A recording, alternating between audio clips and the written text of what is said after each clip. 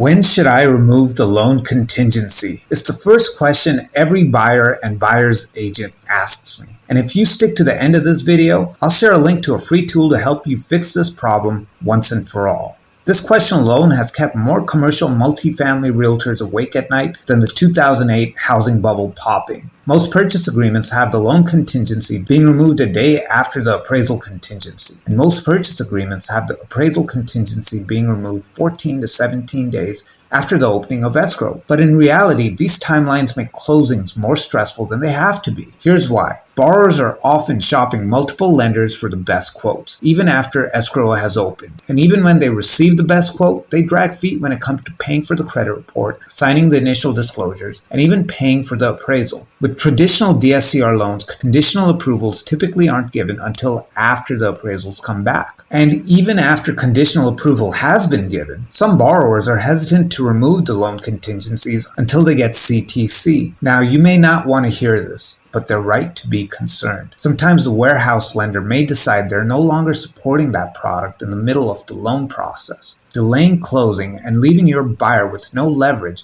when it comes to pushing the closing date. When working with the bank, these issues aren't that big a deal since the bank often covers these upfront costs and their terms are guaranteed since they're funding their own loans. But bank closings often have stricter underwriting procedures, such as qualifying DSCR ratios based on net operating income, which often means bigger down payments, especially in Los Angeles, minimum occupancy requirements, and can take anywhere from 45 to 60 days to close. This scares off buyers and sellers, meaning you close fewer deals. Wouldn't it be great to have the underwriting standards and timeline of a DSCR loan while having the surety of a bank loan? That's why I made this contingency calendar.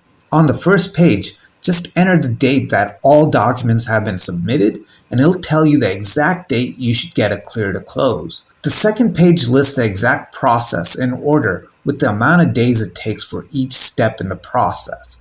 And the third page shows them on a calendar. The best part is that you can use this with any direct DSCR loan lender since the process is the same for everyone. Run credit, issue initial disclosures, order the appraisal, and submit to investor for conditional approval after the appraisal comes back. Now, if you want guarantees, that's where I come in with my 22-day closing guarantee. But that's another video. For now, click Learn More to get your free contingency calendar with no strings attached and say goodbye to uncertain deadlines that remove surprises for everyone.